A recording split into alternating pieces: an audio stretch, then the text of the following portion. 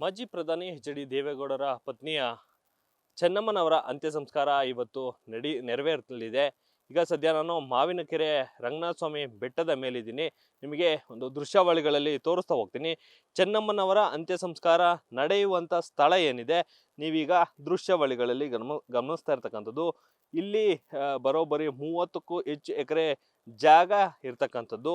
ಹೀಗಾಗಿ ಇಲ್ಲೇ ಅಂದರೆ ರಂಗನಾಥ ಸ್ವಾಮಿಯ ತಪ್ಪಲಿನಲ್ಲೇ ನನ್ನ ಅಂತ್ಯಕ್ರಿಯೆ ಆಗಬೇಕು ಅನ್ನೋದು ಕೂಡ ಚೆನ್ನಮ್ಮನವರ ಆಸೆ ಆಗಿತ್ತು. ಆ ಆಸೆಯನ್ನು ನೆರವೇರಿಸಲಿಕ್ಕೂ ಕೂಡ ರೇವಣ್ಣ ಅವರು ಹಾಗೆ ದೇವೇಗೌಡರು ಈಗಾಗಲೇ ಎಲ್ಲ ರೀತಿಯ ಸಕಲ ಸಿದ್ಧತೆಗಳನ್ನ ಮಾಡ್ಕೊಂಡಿರ್ತಕ್ಕಂಥದ್ದು.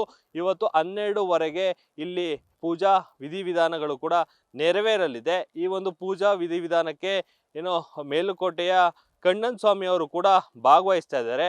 ಅವರ ನೇತೃತ್ವದಲ್ಲೇ ಈ ಒಂದು ಒಕ್ಕಲಿಗ ಸಂಪ್ರದಾಯದಂತೆ ಚೆನ್ನಮ್ಮನವರ ಅಂತ್ಯ ಸಂಸ್ಕಾರ ಕೂಡ ನೆರವೇರಲಿದೆ.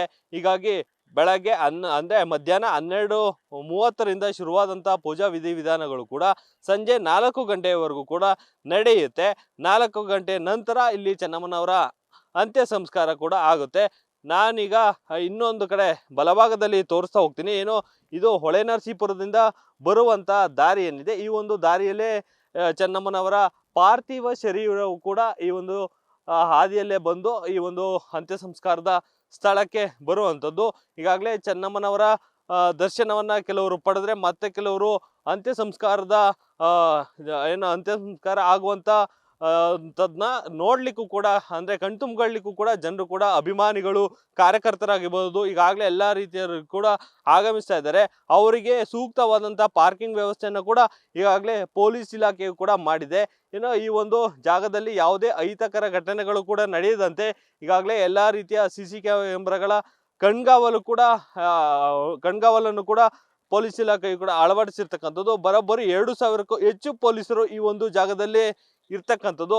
ಇನ್ನು ಈ ಒಂದು ಅಂತ್ಯ ಸಂಸ್ಕಾರ ನಡೆಯುವಂತ ಜಾಗದಿಂದ ಕೂಗಳತೆ ದೂರದಲ್ಲಿ ಇರ್ತಕ್ಕಂಥದ ಊರು ಅಂತಂದ್ರೆ ದೇವೇಗೌಡರ ಊರು, ಅಂದ್ರೆ ಹರದನಹಳ್ಳಿ. ಈ ಒಂದು ಹರದನಹಳ್ಳಿಗೆ ಚೆನ್ನಮ್ಮನವರನ್ನ ಕೊಟ್ಟಿರ್ತಕ್ಕಂಥದ್ದು.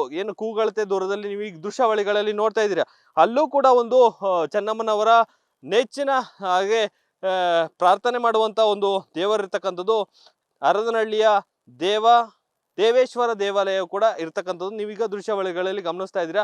ಈ ಒಂದು ತಪ್ಪಲಲ್ಲೇ ಆಗ್ಬೇಕು ಅಂದ್ರೆ ಅಕ್ಕಪಕ್ಕ ಅಂದ್ರೆ ಅವರ ನೆಚ್ಚಿನ ದೇವರುಗಳೇನಿದೆ ಆ ದೇವರುಗಳ ತಪ್ಪಲಿನಲ್ಲೇ ನನ್ನ ಅಂತ್ಯ ಸಂಸ್ಕಾರ ಆಗ್ಬೇಕು ಅನ್ನೋದು ಕೂಡ ಚೆನ್ನಮ್ಮನವರ ಆಸೆ ಆಗಿತ್ತು. ಅದನ್ನ ನೆರವೇರಿಸಕ್ಕಂತ ದೇವೇಗೌಡರು ಕೂಡ ಈ ಒಂದು ಜಾಗದಲ್ಲೇ ತನ್ನ ಪತ್ನಿಯ ಒಂದು ಅಂತ್ಯ ಸಂಸ್ಕಾರ ಆಗ್ಬೇಕು ಅನ್ನೋ ನಿಟ್ಟಿನಲ್ಲಿ ಹೇಳಿದ್ರು. ಹಾಗಾಗಿ ರೇವಣ್ಣವರೇ ಎಲ್ಲಾ ರೀತಿಯ ನೇತೃತ್ವವನ್ನು ವಹಿಸಿ ಇಲ್ಲಿ ಒಂದು ಪೂಜಾ ಕೈಂಕರ್ಯಗಳನ್ನ ಮಾಡಿಸ್ತಾ ಇರ್ತಕ್ಕಂಥದ್ದು.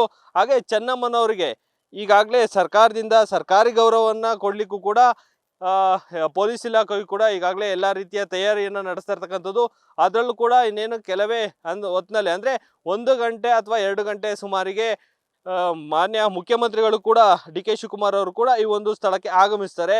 ಈ ಆಗಮಿಸಿದಂಥ ಸಂದರ್ಭದಲ್ಲಿ ಯಾವೆಲ್ಲ ರೀತಿಯ ಒಂದು ಕಾರ್ಯಕ್ರಮಗಳನ್ನ ನಡೆಯುತ್ತೆ ಅವನ್ನೆಲ್ಲ ವೀಕ್ಷಣೆ ಮಾಡ್ಲಿಕ್ಕೂ ಎಷ್ಟು ಅಂದ್ರೆ 50,000ಕ್ಕೂ ಹೆಚ್ಚು ಸೀಟು ಆಸನಗಳನ್ನ ಈಗಾಗಲೇ ವ್ಯವಸ್ಥೆಯನ್ನ ಕೂಡ ಮಾಡಿರ್ತಕ್ಕಂಥದ್ದು.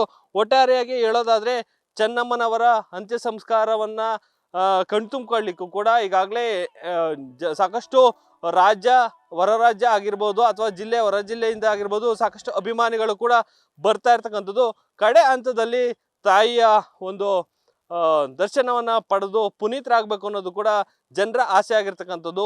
ಹೀಗಾಗಿ ಇಲ್ಲಿ ಎಲ್ಲಾ ವ್ಯವಸ್ಥೆಯನ್ನ ಕೂಡ ದೇವೇಗೌಡರ ಕುಟುಂಬ ನೆರವೇರಿಸ್ತಿದೆ, ಹಾಗೆ ಮಾಡಿರ್ತಕ್ಕಂಥದ್ದು. ಕ್ಯಾಮ್ರಾಮನ್ ಪ್ರವೀಣ್ ಜೊತೆ Mohan, news first, Holenarasipura. News first ನಿರ್ಭೀತಿಯಿಂದ ನಿಮ್ಮ ಪರವಾಗಿ.